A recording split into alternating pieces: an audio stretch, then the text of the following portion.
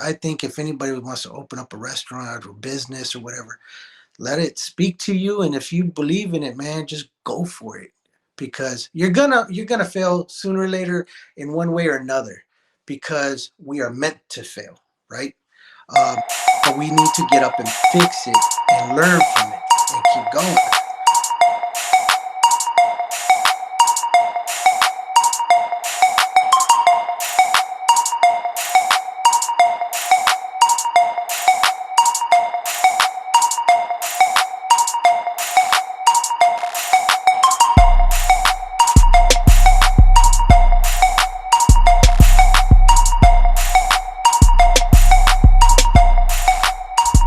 Welcome to the Ridiculously Blessed podcast. I'm your host, Tim Jackson, and today I have with me Nico Ibarra. He's barber, SMP specialist. I mean, you're going to hear his entire story.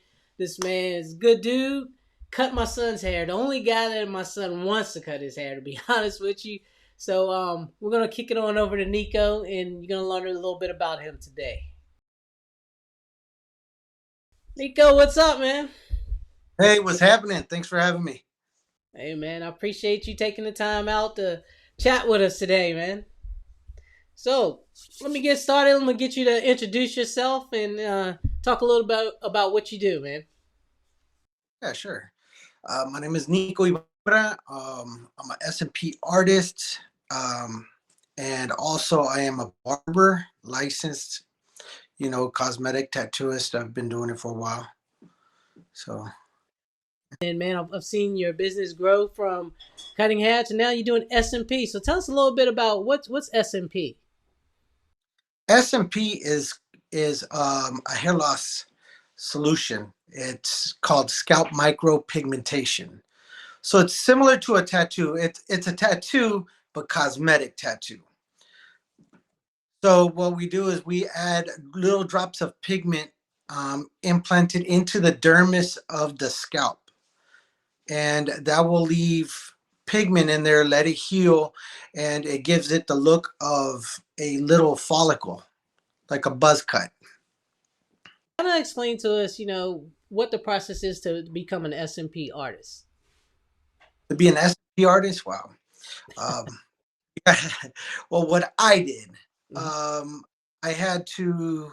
I started off cutting hair, so that's what led into that. But to be an SMP artist, you have to get your cosmetic tattoo license, and then you got to take you know bloodborne pathogen test, your CPR test. You also have to get, of course, your business license, but yeah, just taking those and taking a state board exam for the cosmetic tattooing to actually start providing this service. Now, let's go back. Let's go back. When you first got into cutting hair, what made you go that route? What made you decide, hey, man, I want to go this way? Yeah, I was probably 13, 14. I know I started when I was 14, but like my dad, I was in junior high. So, no, that was high school, right? 14. Yeah. Yeah, Started going 14. Yeah. It's ninth grade.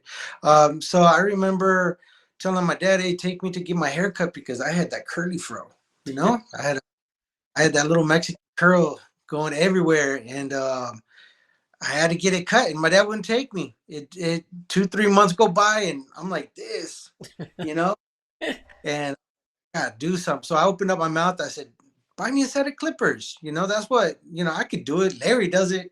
My barber. So man, I turned them jokers on, and I hear this bzzz and vibration. I'm like, man, what do I do? You know. So yeah, when I started off on myself. I looked like a mange cat, man. big old spots and stuff. And I was like, I didn't even ask. At least I tried. You know, "Dude, can you fix it? No, no, no, no, no. You wanted them, you do it yourself. You know, and that's how it is in a Latin family, man. Coming up, and you had to do it on your own. He wanted you to fail so you could get up and keep doing the same thing, not to be scared. So next thing you know, I'm buzzing kids off the school bus, they coming off, and off the school bus they record a little cassette tape of, at that time was like Guns N' Roses and Metallica and stuff. So early 90s. So they give me a tape, and I'd make a copy and I'd turn around and sell it at school. So I was making a hustle and a hustle. Yeah. Yeah. What made you decide to get into doing SMP? Well, I started going bald. Shh, don't tell nobody. Look at that fresh lineup. Looking fresh, huh? I might be funky, but boy, you can't talk about that hairline looking good. Um, well, I was starting to lose my hair, and I've seen it a couple years before, and I was like, man, this, I can incorporate this with barbering, you know, and when I went to LA to go get tattooed, because I used to fly out to go get tattooed, um, I talked to my tattoo artist, and I'm like, hey, can you fix my hairline? Can you, give me a couple dots? He's like, no way, man. It's like you're gonna turn, you know, ugly, uglier. I like, damn, for real, you can't just, tap it in. How everybody would want to try to talk you into something. And he's like, Right. no, it's not gonna look. No, thank goodness he didn't, man. I'm glad he liked me. Um, so yeah, I a couple years, go by, and I'm like, man, I want to do this, and I was like, okay, I'm gonna look into it. I'm gonna try to find where I could get schooling, this and that, and I couldn't really find too many places. But the thing that I was seeing is that everybody was turning blue and green, and so I didn't want to get it done because of that. And eventually, I finally found somebody that I could take a class with. And after I took his class, I started seeing so many different artists and whatnot. And so I ended up getting my cosmetic tattoo license for cosmetic, lip, eyebrows, and all that stuff. But I didn't pursue it because I just wanted to do SMP. So it's kind of like we're going back to when I was doing nails to hair. So now I'm doing SMP. And the thing is, a lot of people in this industry, you take a 3-day course and you're certified. But in, like, say, Maryland, you don't have to have state board a state board license. You don't have to have, a bunch of other things like Virginia does. So I'm really glad that Virginia checks it out and makes sure you're okay and whatnot. So I went into getting my cosmetic tattoo license plus my SMP, and then I was so worried about the color that I ended up taking 2 color classes. These people were like the OGs, the originals that started, SMP with color theory. A lot of people use black pigment. I like to use brown. I really stand out. I do things a lot different than the other SMP artists. So I ended up getting trained by 5 world-renowned artists in the United States, from Arizona to Miami to Maryland to Northern Virginia to another one up in Miami. So yeah, I started doing that, and I finally learned, and I finally mastered the color, and it's awesome. It's a great treatment. If you're losing a little bit of hair, you can get a condensed fill. This is great for women or for men. Um, so you can adjust the hairline to, you can we can customize it to the shape of your head, however you want to look. A lot of times I like to tell people, bring me a picture of yourself when you were younger, so I can kind of have an idea, a visual of what his hairline naturally, because most of the time, that's what they kind of remember, is going to look back at, wanting to look at. I remember my hairline was like this.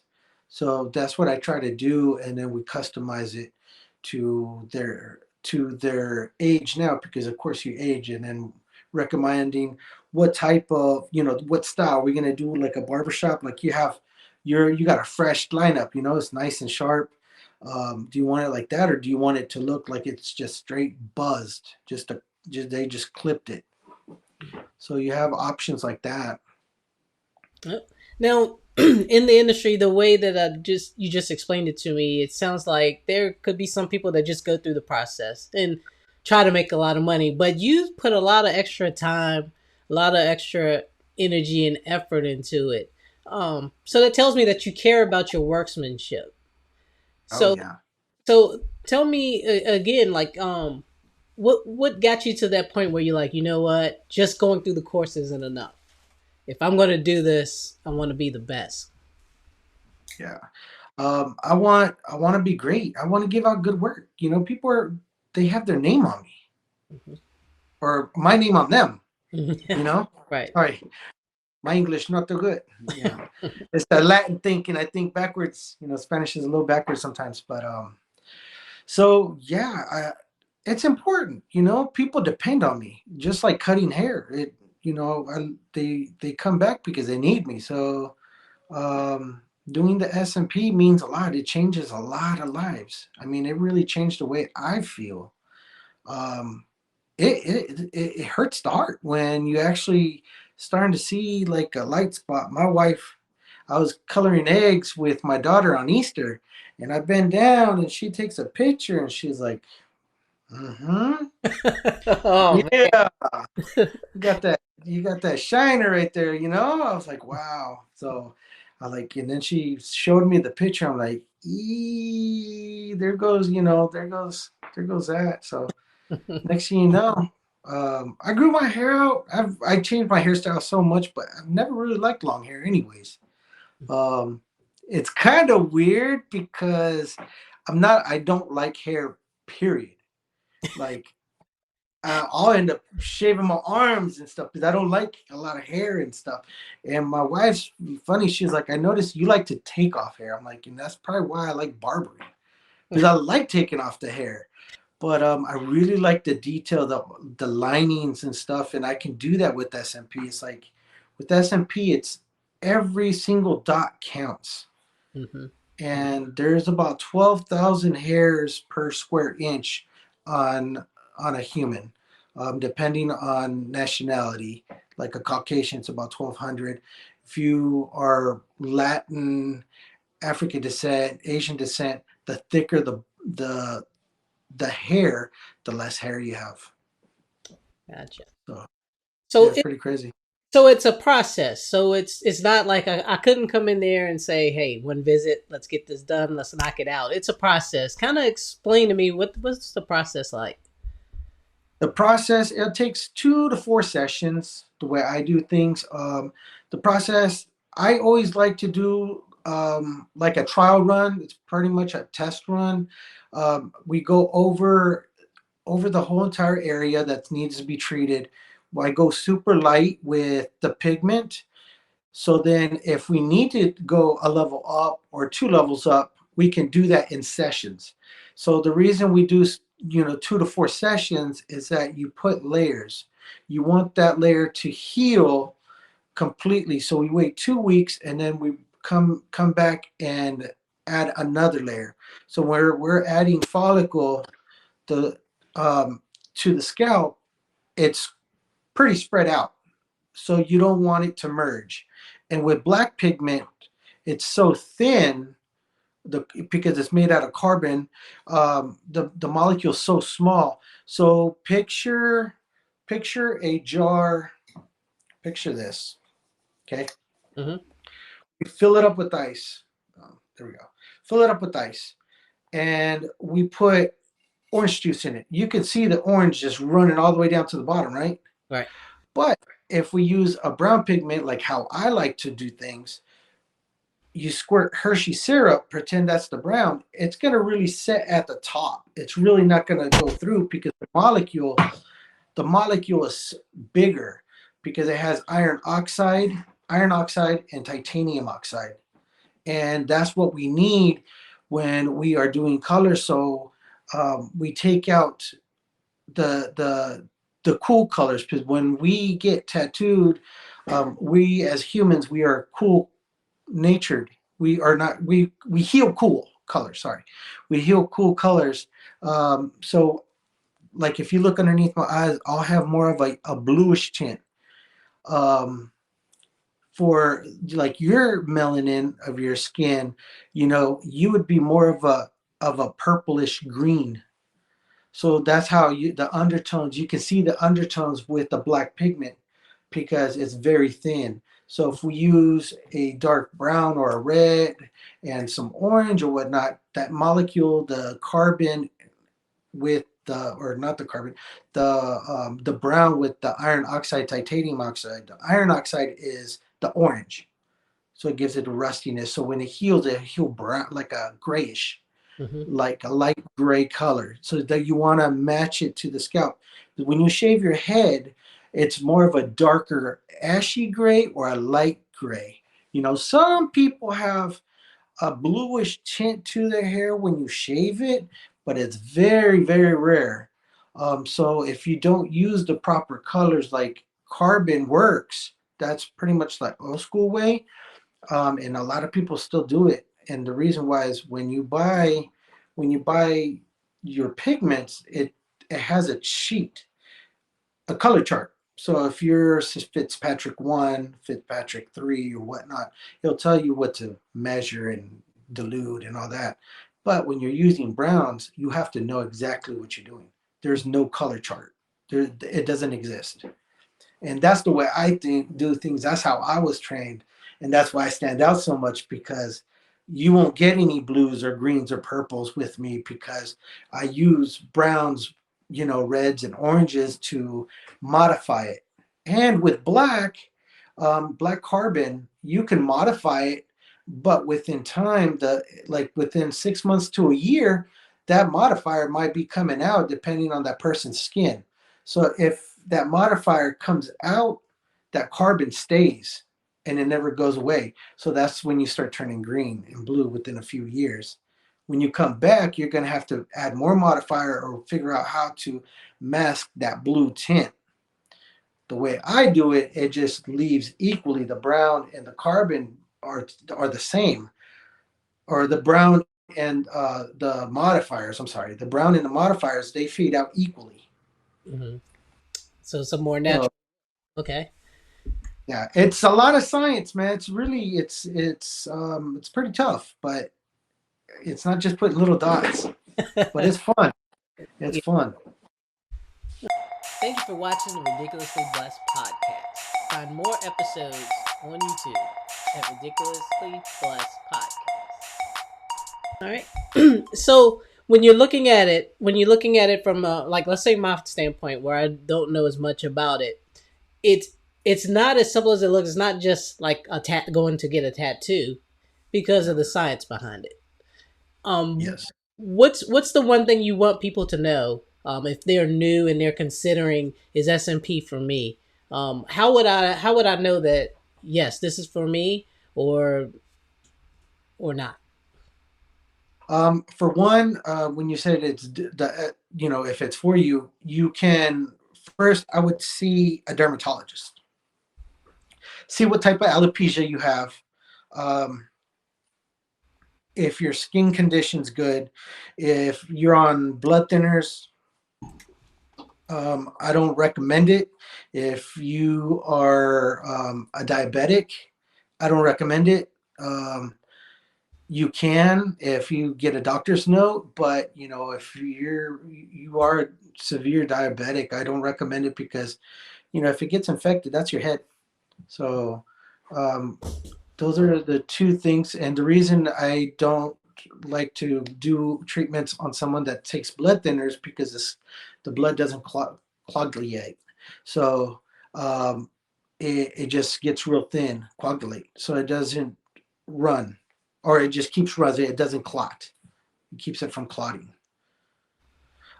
So that's the reason I don't like having treating somebody that's on blood thinners. They'd have to get off it for a few days. A person that qualifies for SMP, anybody really. Um, Anybody that that has hair that wants to look fuller, it's just like somebody wanting to get their lips done. Their skin. A lot of people's skin match their lips, so a lot of people tint them, get them redder or pink or whatnot, just so it stands out a little bit. um, but it's something that makes you feel good and look good and makes you look younger, because you really do look about 10 years younger once you get SMP. But anybody is qualified to really get it done. Is just there's a couple little things that you have to worry about. But as far as being a bleeding with sugar and blood thinners, but side effects, there's really no side effects besides looking good. All right. And my next question is, what's the first step for them if they want to get S&P from you? What would you recommend they do first? Um, First thing, do some research. But if you want to get with me, I give a no obligation consultation. So it's a 60-minute consultation. There is no pressure, just education. I don't sell my work. My work sells itself. So I don't like pushing people, because if you feel like it's right for you, then it's right for you. I'm just here to provide the service for you. But if I know that it's not right for you, I'm gonna try to talk you out of it. You know what I mean? Um, but it's a 60-minute consultation. We will draw your edge up. We'll talk about color theory, um, doing the mock-ups, and show you my room. You'll see all my certificates. You can see my work online. I answer any questions regarding, like going into the dermis. This is something that I like to let people know about SMP, because SMP, the level of pain, between a 1 and a 10, it should only be a 2 or 3. Some people might go 4, but it only goes a millimeter to a millimeter and a half into the dermis of the skin. So it's very shallow. It's almost like a scrape. So it lasts 3 to 5 years. Then you'll probably need a touch up, but within that time, it just all depends on how your skin takes to pigment, your lifestyle, meaning, are you working in the office or are you a roofer, you know, and or do you go to the beach every single day of your life? Are you out tanning every single day?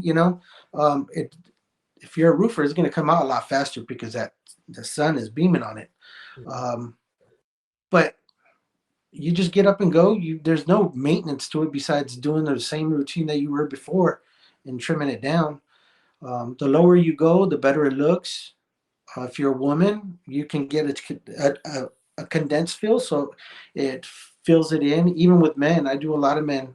I'd get a lot of men that have scars, and I cover up their transplant. Okay, so after you're done with the process of the SMP, what's the aftercare like? So the aftercare, well, let me throw in the starting before we get into, like, once you get prepared to get SMP, you want to have your hair, your scalp moisturized. You want to exfoliate, and then in 2 weeks you come back for another process. So when you're getting the process done, um, throughout the sessions, the healing process is no jacuzzis, no pools, no saunas for a whole month, or until the process is done. You want to wait a whole month. In between that, after your session, you don't want to itch it, scratch it, get it wet for 4 days. After fourth day, you can get it wet, shampoo it with a mild soap. You don't want to scrub, you just want to rub. So no scrubbing, just rubbing. um, yeah, so just rub it, and it's an easy process. That's all you got to do, and just keep lotion on it. So, excuse me. After the seventh day, you can buzz it, you can cut it, get a haircut. 10 days, you got to wait to use a straight razor. Mhm. or a Bic razor, whatnot, Gillette style. So just in case there's any little scabs left over, but you really won't feel the scabs. You really won't even see them. But they're there and they're easy to come up because, like I said, it's just a millimeter into the skin. Tattooing is about 2 millimeters to a half. So it goes a lot deeper. It goes deeper into the dermis of the skin. Okay. But the hair is easy, you know, super easy. So, Nico, what are some things to know and understand before you get started with the process? Definitely make sure when you go and you look up somebody that they have the correct credentials. So they're state board certified. They have at least 2 to 3 certificates, meaning they've taken 3 different classes, um, and 2 of them should be color, so they know how to mix color. Also, that they're insured, and look at their work. Go to their location, or do a Zoom and have them show you their room. See if it's clean. Um, you know, Tell them to walk through the process. If they're not educating you and explaining like color, like how I did, I would be careful. Definitely just ask them a lot of questions about color and sanitation, and those are the 2 main things. Those are the most important thing is sanitation, and the color theory, because you don't want to turn purple or blue. Um, but yeah, those are the main things you really want to look out for. Look at their work and feel the vibe. Feel the vibe. If you're with them for 3 hours a session, depending, could be an hour to 3 hours depending on the session. So if you're gonna be with them, they're really feel the vibe. See if you connect with them. Don't feel like they're selling you. They should be educating you. um, I think that's where everything will go good for you. Because if you feel pressured, I don't think your outcome is gonna be good as far as you being very happy with it. You know, um, Nobody likes to be pressured. So yeah, but look at the credentials and their schooling. Have them give you education. Don't let them be real short with you. Ask a lot of questions. Hey, if you like what you're seeing so far, remember to like and subscribe and follow us on social media. Thank you for watching the Ridiculously Best podcast. Did you always have the sense of you wanted to be entrepreneur and own your own business, or did it just happen over time that you were led that direction? No, I wanted to own something since I was little, because my daddy and my mom, they're from Mexico. I'm first generation here in the United States, and they came over here, with nothing. And so if my dad can do it, at that time he didn't have no citizenship, no nothing. He just came over here when he was 21. So if my dad can do it, you know, with barely speaking English, why can't I? So, and he always told me, you got everything. You got everything handed to you. You just got to fight, just so that's what I did, man. And that's my dad. He got me going into open up my own business, because he owned 3 or 4. He owned probably about 4 Mexican restaurants. Wow. Uh, so then, he closed one, sell it. That's how I moved over to Virginia. That's how I got over here. They opened up a restaurant, and then I came to Virginia after I graduated high school. And so he said, "Hey, I'll give you 10% of the profits if you come to Virginia. I'll buy you a car." So it was a used car, and I got it was a car, and I didn't get no profits. Was there any thought of staying in the restaurant business, or you were like, nah, it's not for me? I loved it. I Mhm. just love people. I love people. I just, to me, when I was working over there at the restaurant, I joke around. It's just, I'm just a happy-go-lucky type of guy. I'm always trying to make everybody laugh and feel good. So I enjoyed being a waiter and getting to know everybody, just like cutting hair, you communicate. Um, yeah, I've always wanted to open up my own restaurant, and it's because of my dad. Seeing him, if they can do it, I can do it. Now, one of the things I always talk about is we talk about the obstacles that we overcome throughout the process of getting to where you are now. Talk a little bit about some of the obstacles you felt like, man, yeah, I remember I had to overcome that, and kind of how you got over that. Man, just taking risks. Just taking risks. I would stand. My first spot was over where Papa John's is on King Avenue in Waynesboro, and trying to get a client with just nobody knows who I am. You know, what I did was I'd be waving at people. I'd even hold up a sign for haircuts. People be honking, be laughing, pointing. Uh, but still, I did what I had to do. I passed out flyers. Man, it's tough. Back then, advertising is not as easy as it was today. You put it on Facebook, $20, they'll send it to like 1,000, people, thousands of people. Mm-hmm. Uh, this, you pretty much had to go door to door, put your little card in the door, or try to advertise. Because when you first start, you don't have a lot of money. Um, Obstacles like that is trying to get the word out. But I like it. I love it because it's a challenge.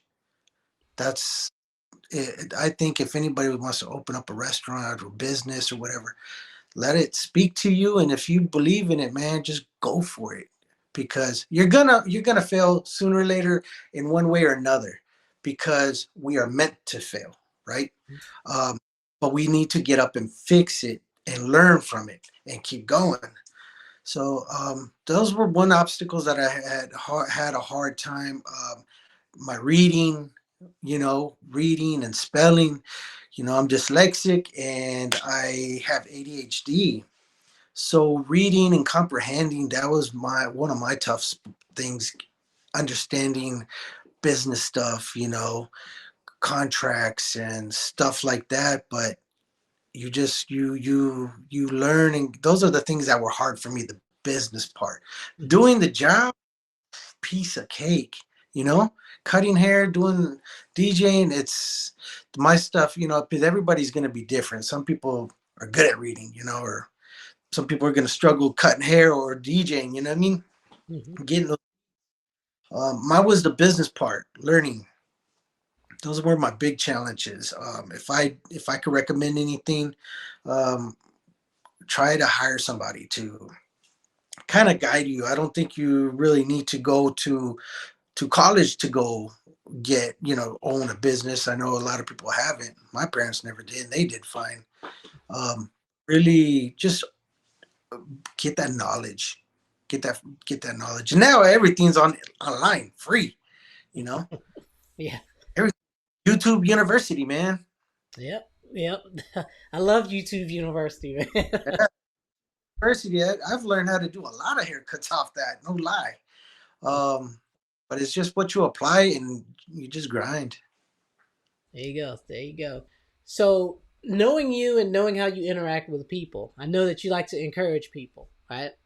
So, have you come across another person who has heard your story and they're like, "Man, Nico, I heard you talking about overcoming that. Thank you.